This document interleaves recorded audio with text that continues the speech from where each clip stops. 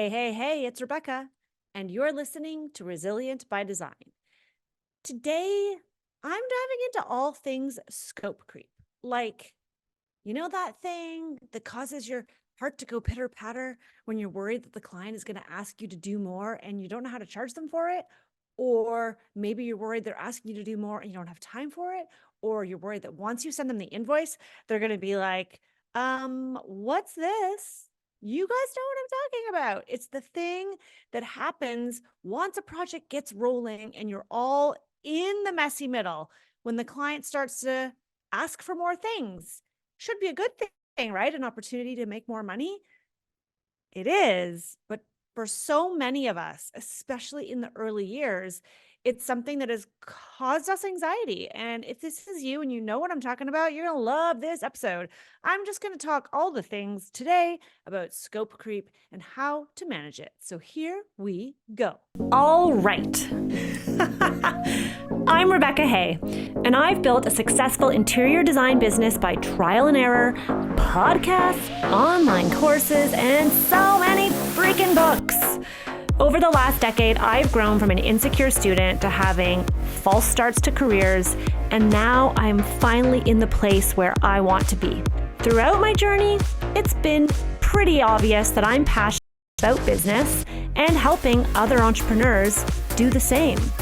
Each week, I'll share tangible takeaways from my own experience and the experiences of other badass women to help you build your confidence and change your business.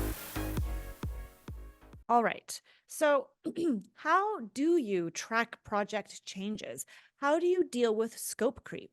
Like, what is the formula? Like, give it to me, Rebecca. How do I do this thing? So here's the reality. When I first started running projects and inside my interior design business, I didn't even really know what that term was. I'm not going to lie. I'd never heard it before. I was like, what is scope? I honestly didn't even know what scope was. I guess I would have known scope of work from being in design school. But I really never thought about it in terms of what I did for the client.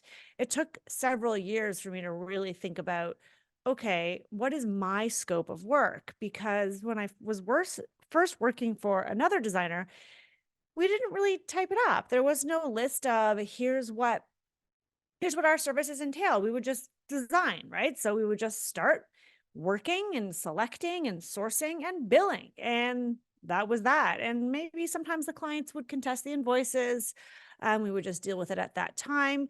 But there really was no defined scope. So, sure, that's wonderful if that's the type of client you have and that works for you. But what didn't work for me was when I went out on my own and I didn't have those clients. I didn't have multi-million dollar projects. I wasn't shopping for $600 a yard fabric anymore. In fact, I had to really kind of water down my selections, if I'm being honest, because the people who are hiring newbie designer Rebecca, who just launched her business, who had been working in television, were on a budget. And so I needed to get super clear on what was the scope of work I delivered.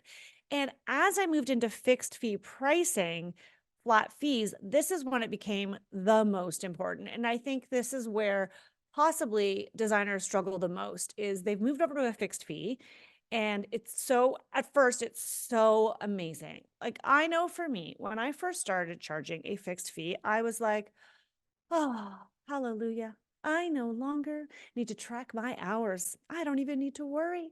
I can just serve my client, and that's that. But over time, once I started to reflect on the time we were putting into projects, I realized that our clients were taking advantage of us, not intentionally and not with any malice, but they had paid a fee and they just wanted to suck us dry and get as much of as much as our knowledge and our expertise. And so I would be running around, we'd go above and beyond, and we were not efficient. And it took me a while to learn that if you are going to charge a fixed fee, you need to be very efficient with your time because time is money, especially when you are paying other people to help you with projects, which basically I did from the very beginning. From the very beginning, I knew I wanted help. I knew I couldn't do it alone. I was a new mom, and that's probably part of it. And so there was a limit to how much I could really do without help. And I really subscribed early on to this who, not how. idea and this idea of outsourcing and getting help. And that was going to be my way to scale. But then I had to pay those people. And so if I wasn't paying attention, which I wasn't, let's be honest, in the beginning, then all of a sudden I'm paying out more than I'd collected from the client for my fixed fee. And so I started to become aware of the fact that, okay, I need to get really clear on what is scope. So the first thing you need to do is you need to define the scope that you're delivering for your client. You need to define like what is included. If you have hired us to renovate your basement, I am not tackling anything in the kitchen or upstairs or in the kids' bedrooms. And I'm not answering your questions about which light fixture should you use up here and what about that pink color for the den. That is not in my scope. I used to just do those things because I'm a nice person and I wanted to make them happy and I'm a freaking people pleaser. I'm recovering, but it's still there. And so I would do all the things because I always learned the customer's always right. You need to serve your customer at all costs, make them happy. But there is a fine line between doing everything for them to make them happy and standing your ground and still making them happy because you're a professional and you deliver on what you say, not you over and over and over deliver to the point where they don't see the value. So first, you need to get clear on what is the scope. It needs to be in your contract. It needs to be in a summary or a scope of work document that is attached to your contract so that everybody is clear what is included and what's not. And I can tell you that as your projects grow in size, this is going to become even more important. We have only dealt more and more with scope creep the bigger the projects have gotten because the clients have a little bit more money and they value your expertise a little bit more. And so they're quick and ready to ask for more help, which is amazing, but you need to be ready. So first of all, define your scope. Know what's included in what they're paying you. Even if they're paying you hourly or a fixed fee, doesn't matter. Have a scope of work. Then you need to have a process in place for when they want something that's not in that scope of work. And that process, you need to decide what that is. I mean, I have my own process, but essentially what it is in a nutshell is this is what's included in your contract or in the design fee. Should you require or desire any further assistance with your home or with the project that is asking us to work outside of the clearly defined, this is not legal language, by the way, I'm just verbalizing it for you. This is not exact. This is really wordy. My contract is probably more succinct than this. I hope.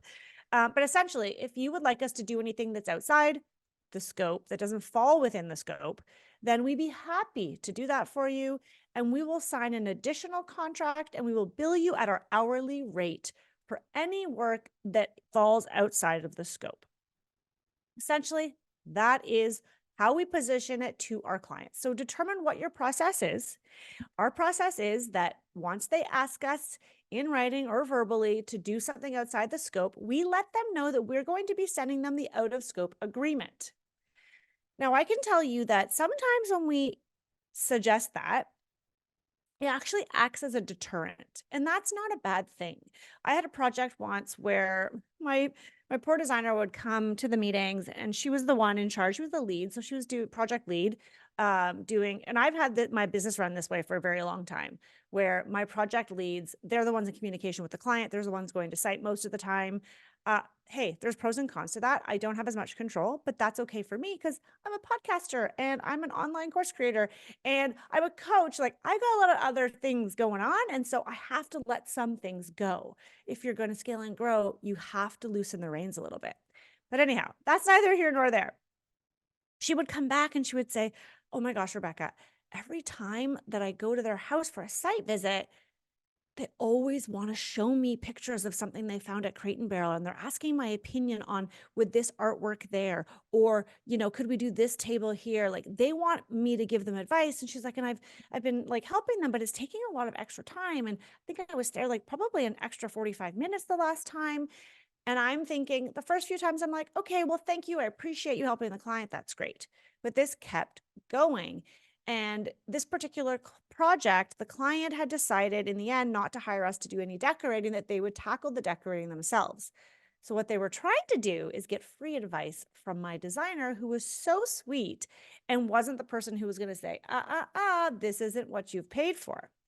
And so it got to a point where we had to, air quotes, threaten them with our out of scope agreement. This is the first time I had done something like this, and it worked like a freaking charm. So if you've been in this situation, or maybe you're currently in this situation, I highly recommend you try this tactic. And I did already have it in my contract that we have this out of scope agreement, or that we would have an agreement drafted. But anyhow, essentially what we did, and I believe I sent the email as the business owner, which is also one of the nice perks of having people work for you, is that then you kind of like the buck stops here. You're the last line of defense. So then when you come in, it's either really important or it's serious, right? Or you could be the one who saves the day, who fixes all the problems, even though realistically you're puppeteering everything else. There's just something about feeling like a little bit of a bigger organization that helps keeps clients in line. And so I believe that myself, or even possibly my administrator, sent them an email and said, we understand that you've been asking for some additional design advice, and we would be happy to help you. If this is the case, let us know, and I'd be happy to send along our out of scope agreement so that we can move forward. And what did the client do? She responded and said, oh, no, that won't be necessary. Thank you very much. And guess what happened after that? She stopped asking my design team when they were on site for advice and help. Now, some of you listening might be like, oh, that's so bad. And they're going to go and they're going to muck it up. I'd rather them do it right. No, you have no control over what they are going to do.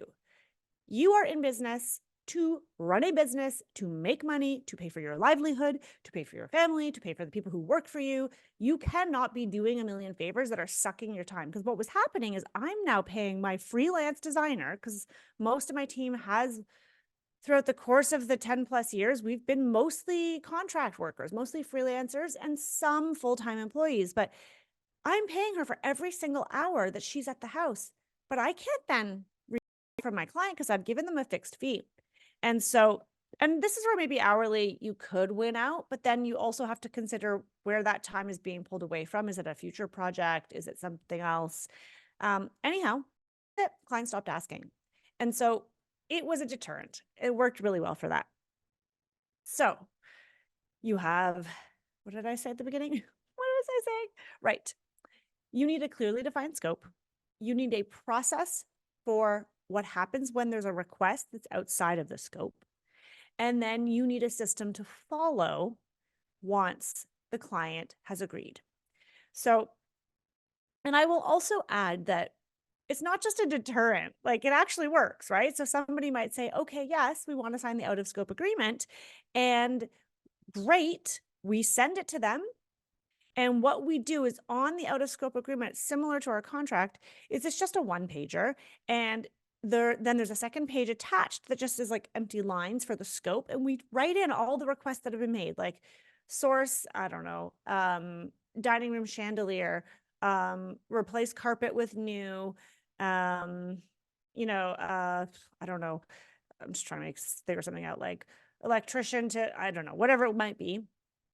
And then you send it to the client for their approval. So they need to then look at that, add anything that might be missing, and let us know, is this what we've agreed upon as the out of scope items? And they might say, yep, that looks good. Then they sign it with the date, and they're agreeing that you are going to bill them now monthly for time. Now, you could collect a bit of a retainer if you think there's enough items that it's worthwhile, so that you make sure that they pay you. That's up to you. So either it's a deterrent or they sign on and you're off to the races. So the system that we have in place for this, because this could get out of control, right? Which has happened to me, where it's like, great. And if we're not on top of it, and when you have a lot of projects on your docket, it's hard to stay on top of some of this stuff. Like it just is. And so what happens is you sign the agreement and you're like, oh, this is great. I feel good. We're getting paid for this work. You do the 5 things, you invoice them, but then they keep asking for more things. And instead of you saying, I'm going to add that to the out of scope agreement, you just keep doing them. Maybe you remember to bill them, and maybe you don't remember to bill them. And so it kind of falls off the rails. You do need to make sure you're using the systems that you set in place. I'm all about process. You guys know that. But this is something that I think is essential. And so what we then would do is if they, and this just recently happened to us on our project, we had quite a bit of requests that were out of scope. Projects take a long time. A lot of things pop up. And so every single time my lead designer would say to the client, absolutely, I'll just have our office add that to your out of scope agreement and send it to you for review. So we would add the 3 more things, add the 10 more things. We send it to them for their review. They sign it. We're off to the races. We can keep adding on. And make sure that you are billing them monthly, because if you let that tally up over a couple of months, or you could bill them more frequently than that if you want, every 2 weeks. I just find that's a lot of administration doing that much billing. So we do it every month. And if you think about it, over 2 months' time, you could accumulate a lot of time, a lot of hours. And so the last thing you want is to then send them an invoice and they're like, oh my God, I didn't know it was going to be $3,000 for your time. Like, if I had known that, I would never have signed up for it. How many of you can relate to that? Or how many of you have been afraid of that? So invoice regularly. And also, if at all possible, give them a time estimate. I think that's kind of important to let them know that it won't be less than so many hours, and it likely won't be more than. Do like an upset point, the way that you would do in a commercial design project, the way that Adriana talked in Designer's Room a little while ago about commercial design, the differences between residential and commercial. And one of the things that she does is she creates like this upset point where she tells clients it's not going to be more than 50 hours or what have you. It's helpful to give them a benchmark, because the last thing you want is for your client to feel blindsided and then you feel blindsided by them because they don't want to pay. Like, I hate dealing with all that freaking stuff. So that is a system. That's my system. You could find out what other people do, but you do need some kind of system to track the project changes. And by documenting, so that's not really project changes. That is like out of scope changes. But tracking those changes, because you want to have a paper trail. And really, as a project changes and things get added on, you should be billed for your time as you start doing that work. It's just plain and simple. This is a business. Ain't a hobby, guys. And I do hope that you find a way that works for you, because it's not, and not everybody works the same way, but I want it to be something that you can embrace, because there's a lot of additional revenue that could be brought in. And it's like bonus money, because maybe you've projected, okay, this project, we're collecting this lump sum for our design fee, and that'll take us for the next 4 months. And then I need another project, and you're kind of forecasting, right? If you're doing all the things I teach you inside Designer's Room, you're forecasting for your year, you're figuring out what projects you need, right, to sustain you financially.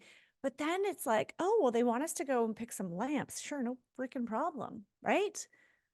Boom, there's a bonus couple $100. There's a bonus $1,000 that you didn't expect. And it's easy for you at this point, because this is why I love scope creep, because it's so much easier for you to pick for a client who, A, you're already working for. And so you're already in the motions of working with them. And then B, you completely understand the aesthetic and the design of the project, and they probably trust you and your decisions. At that point, it's going to be a lot quicker and easier for them to get a yes. For you to get a yes from them, I mean. So I think it's something that you could definitely embrace as a money opportunity, have a really clear process, and I would highlight it almost as like an invitation, right? It's something that you can highlight, as I always say, early and often, right? Talk about it early. Maybe it's in your consultation when you walk them through your contract, or at the proposal presentation. Maybe it's even at the presentation in your studio, or if you present at their house, and you just remind them, listen, this is what the scope covers. We're excited to get started. Don't forget, we are here. Like, we're working with you for the next 18 months. If something pops up and you want our help with it, that's why we have this out of scope agreement. We would be happy to tackle any new design challenges. It'll simply fall under the out of scope agreement. You don't always have to talk about the money, because it's there, it's in the paperwork. Woo! Okay. That was like a very tactical episode. I hope that you guys enjoy that. I'd love to hear if anyone's had any horror stories. I know this is a weird ask, but it's always helpful to hear these stories. And hopefully now you've learned from those, but it's helpful to hear those stories so we can share in community. If you're in Designer's Room, we should probably start this conversation about, like, what are people's processes for scope creep and out of scope agreements. How are people handling this? What are some situations that went awry? How can we learn from each other? And that is why I created Designers Room. I love bringing designers together in community so that we can share. It's so wonderful to hear someone say, oh my God, what happened to me? And then someone else pop in and be like, oh my God, that happened 3 months ago. Here's what I did and here's how I handled it. So if you guys are interested in joining us in that beautiful community, it's called Designers Room. You can go find it on my website, RebeccaHay.com /join, and you can learn more about it. It's open enrollment. You can join anytime. And we have monthly workshops, things like that, where I would share I share my scope creep. We share all kinds of learnings inside Designers Room. Anyhow, check it out if it interests you, but make sure that you do have a scope agreement, an out of scope agreement, a system for tracking those changes so that you don't get effed in the end. That's my words of wisdom for you today, guys. All right. I hope to see you guys soon. Thanks for listening. Don't forget to give us a review of the podcast. It means so much to me. Go over to Apple, iTunes, leave us a review and a comment about what specifically you enjoy about this podcast so we can get more eyeballs on it, and share with a friend. It was helpful. All right. See you soon.